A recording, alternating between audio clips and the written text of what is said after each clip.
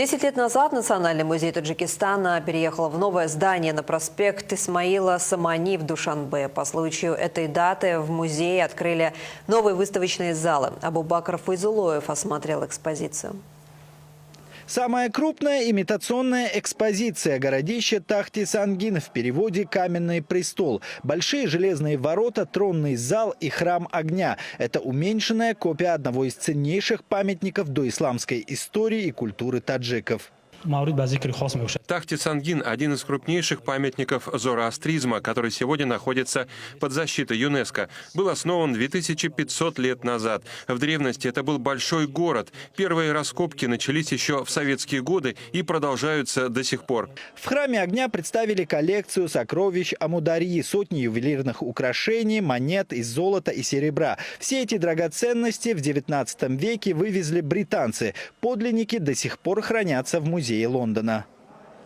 Последний зал посвящен уникальным находкам археологов. Здесь изделия из металла, камня и глины. Один из самых интересных артефактов – это флейта и слоновые кости, которая датируется II веком до нашей эры. По мнению ученых, это один из самых древних музыкальных инструментов, найденных на территории современного Таджикистана.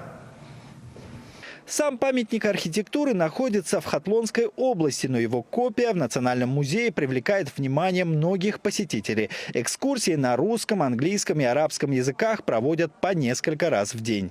Таджикистан – маленькая страна, но какая богатая история. Большие цивилизации на этих землях существовали еще до нашей эры. Приятно прикоснуться к этой истории. С интересом слушала рассказы экскурсоводов. Честно, не ожидала. Новый зал открыли и в отделе природы. Экспозиция рассказывает о проблемах, связанных с изменением климата. За последние десятилетия в республике растаяло больше 1000 ледников.